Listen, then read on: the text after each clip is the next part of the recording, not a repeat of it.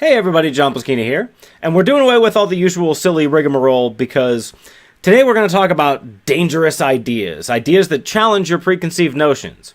And I know that that's not always for everybody. Sometimes that can be offensive, sometimes that can be a little bit scary. So we're just going to relax at the beach tonight and talk about it, but feel free to skip this video if it's not really your thing.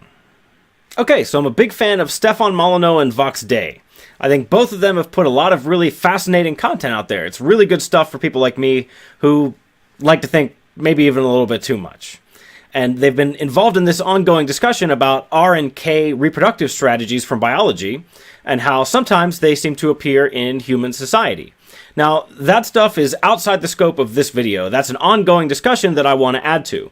So it would take way too long for me to explain it here. So I'm going to put some links to some other videos and links to some articles in the description so that if you're not familiar, you can go learn about it because it's a prerequisite for the content of this video.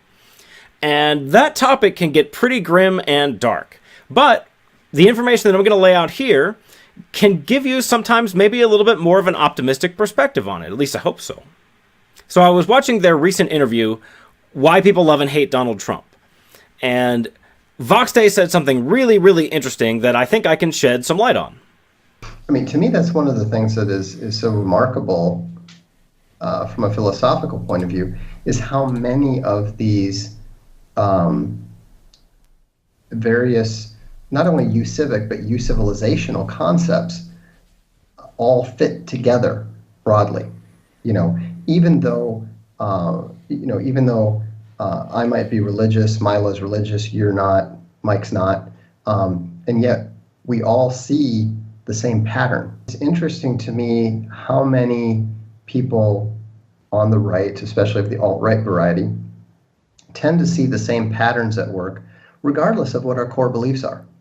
And at the same time, it is remarkable how many people on the other side spout exactly the same nonsense, despite the fact that none of them appears to be doing, and they're all listening to different sources, they all have different influences, and yet it doesn't matter if you're talking to somebody who is, into ancient Greek philosophy or, 20th century Frankfurt School cultural Marxism.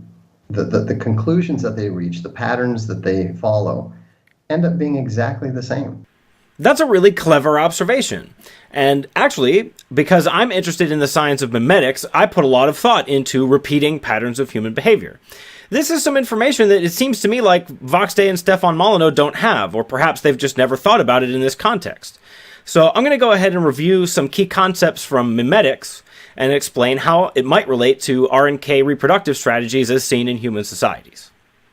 So we all know about Darwinian evolution in biology, and how organisms started off as simple, single-celled creatures, and over time, iterative changes in each generation have brought about the diverse tapestry of life in this ecosystem that exists on Earth.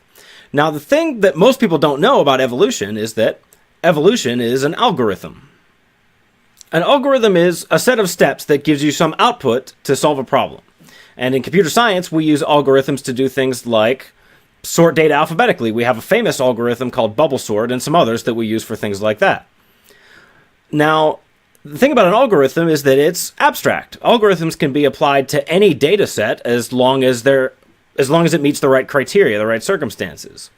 And natural selection is an algorithm that occurs in nature. Anywhere where you have an object that can replicate and the copies are slightly different than the original, you're going to get some form of Darwinian natural selection because the environment is just naturally going to be filled with the replicating objects that make the most copies. In fact, that must occur. It seems to be an inherent property of the universe as we observe it, just like gravity or the weak nuclear force. And we know from biology how natural selection ultimately leads to all this weird, crazy, creative stuff. Complex biological machines with intricate moving parts, and relationships between different species of animal, both symbiotic and predatory.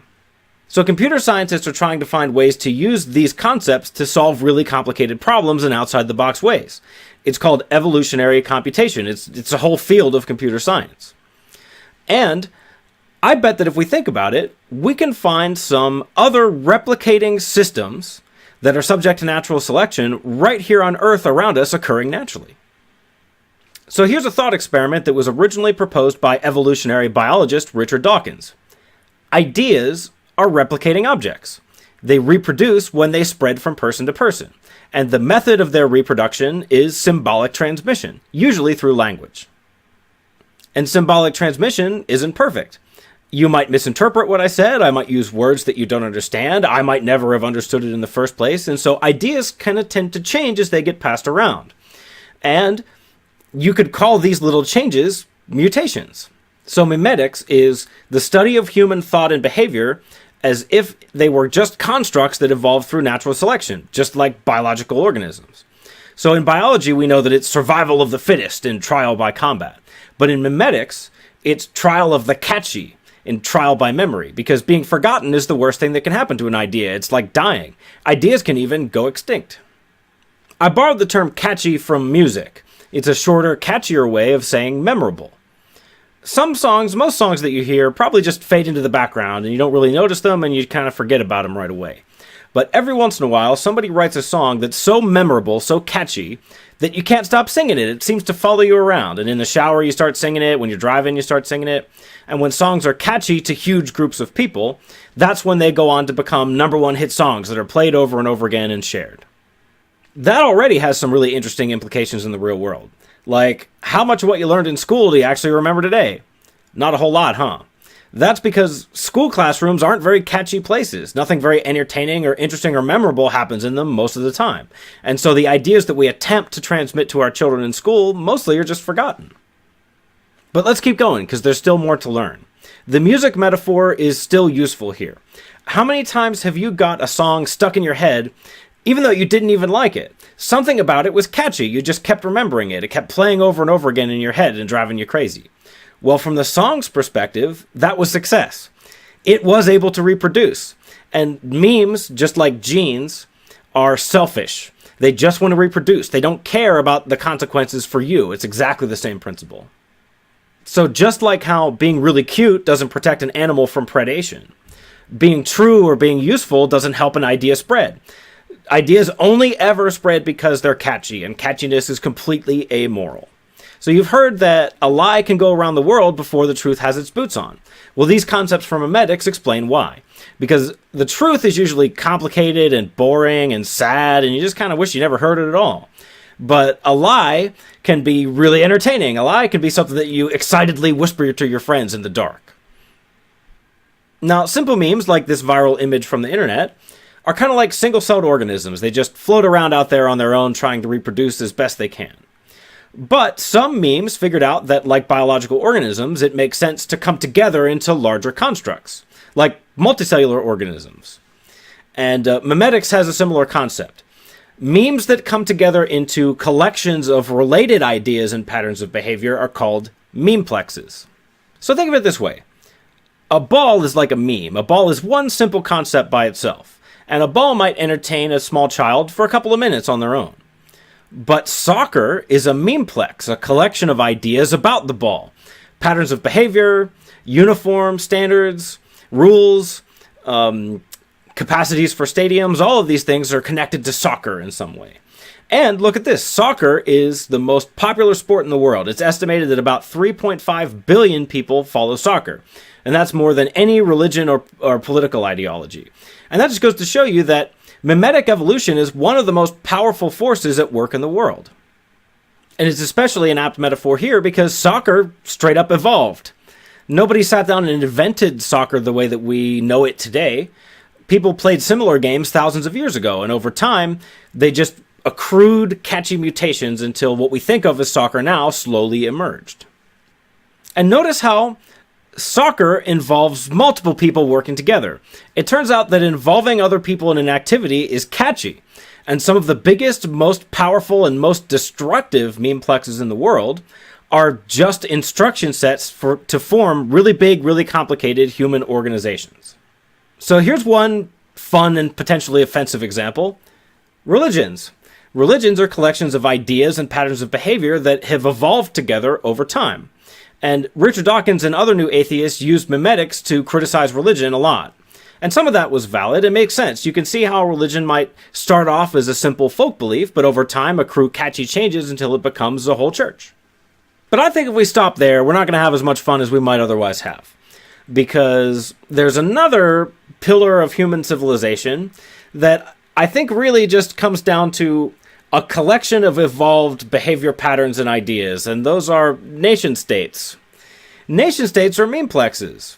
And do you remember how I said that catchiness among memes is amoral? Well, amoral catchiness among memeplexes can lead to some really toxic and dysfunctional behavior. So you're probably already starting to see how this is going to relate back to RNK selection as observed in human behavior.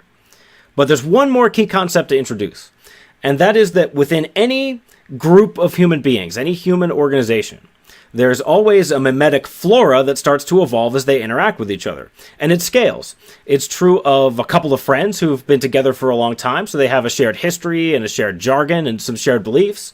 And it goes all the way up to entire ethnicities, who have a shared language and a shared religion. In fact, I would argue that ethnicity is just a memetic genetic co-evolutionary construct. I know that sounds crazy, but what I mean is that ethnicities are created by the way that memetic and genetic evolution kind of feed off of each other.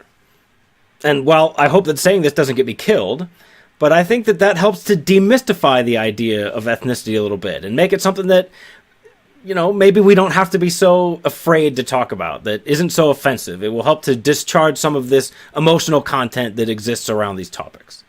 And I think that memetics gives us some really productive insight into the RK phenomenon and gives us some potential outside-the-box solutions. For example, we now can say with certainty that we understand why R-selected people and R-selected concepts will emerge independently, because that happens in biological evolution too. Evolutionary biologists think that the eye has evolved independently between 50 and 100 times. And that's just because eyes are really useful. If you have eyes in an environment where other organisms don't, you're going to thrive. And if the government artificially creates the circumstances for our selected people to breed out of control, they will.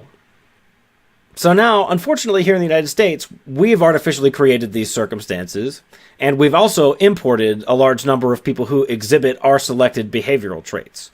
And it's been destructive to our K-selected civil society. But like I said, there's room for improvement. There's ways that we can fix this. It isn't quite time for us to go about starting a white ethno-state just yet. The problem is that in Western civilization right now, we don't have very effective tools for transmitting our memetic flora to new initiates, to new people who are joining the great organization that is Western civilization. And that not only includes immigrants, illegal and legal, it also includes people who were born here. We do a terrible job of transmitting some of our ideas to our children. And K-selected Western civilization has some phenomenal memetic flora. Separation of church and state, the scientific method. These are things that are incredibly useful and valuable. So if we want to spread them to all these R-selected people, we got to make them catchy for them. Thomas Sowell talks about how black culture would be destructive to just about anybody. Think of all the environmental toxins that a child growing up in these inner city communities is going to face. Lead paint, absentee fathers, child abuse, crappy government schools, malnutrition, chronic intergenerational unemployment within the family. And we know that these things also create R-selected behavior traits in white people. We call those people white trash. The way I figure, human reproductive strategies have three root causes: genetics, epigenetics, and memetics.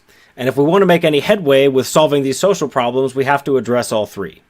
So in the short term, Donald Trump's immigration policies are necessary.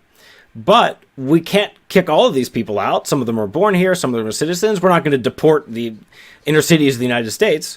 The next step to solving these problems is a huge memetic engineering outreach program to communicate the key concepts of Western civilization in ways that are going to be really fun for people from these third world cultures and people who unfortunately were born here, but who we have failed to transmit our memetic flora to.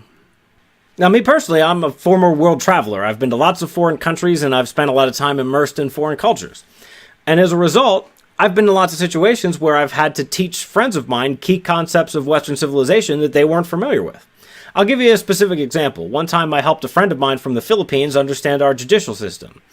He was frustrated because there was a high-profile crime case in the media, and whoever the perpetrator was, he or she got off. And he thought that from reading the press coverage, he was certain that this person was guilty and belonged in prison. So I went on to explain a little bit about how the court system in the United States works, and some of our concepts like being innocent until proven guilty. And the way that I made it catchy for him was I told him to imagine himself in a situation where he was falsely accused of a crime, and a prosecutor who either didn't know better or was trying to frame him pushed really hard and tried to push some circumstantial evidence to get him convicted. That these concepts protect people. And that worked. He came to understand and he let go of his frustration. And then shortly after that, I ended up having to explain the same thing to a white person who was born right here in the United States. So here's a thought.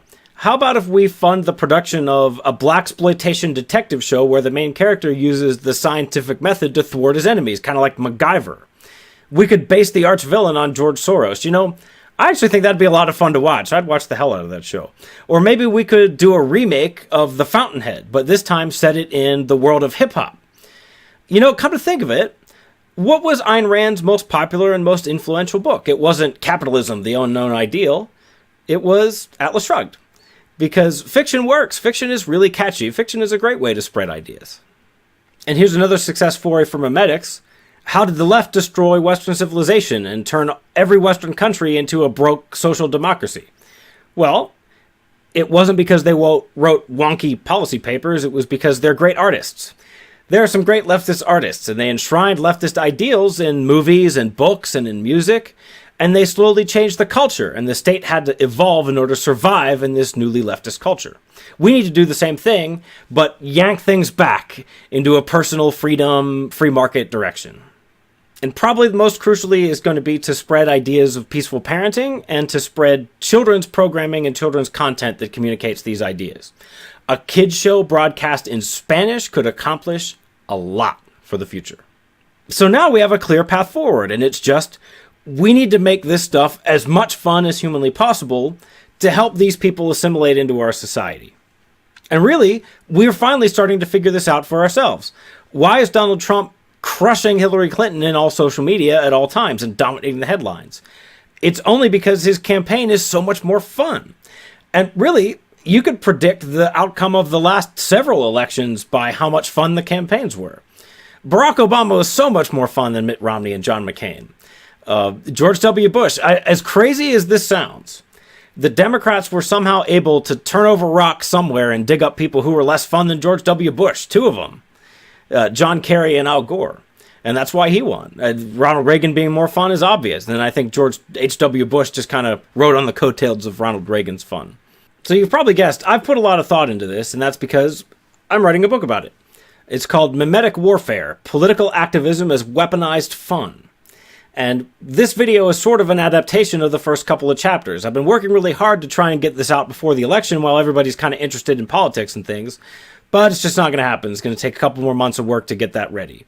But I decided that in the meantime, I'm just going to give some of the information in the book away on my YouTube channel because I'm going to give the book away anyway on my website. I just want to get this information out there because I think this gives us a really great new approach to solving social problems if we know how to think about it and analyze problems using memetics. And I think that getting these ideas in front of Vox Day and Stefan Molyneux is a great first step because they're so good at discussing ideas and getting these kind of things in front of people. I'd love to see what they could do with this. So if you agree with me, if you think that you'd like to see them talk about this, then do me a huge favor. Retweet this video at them.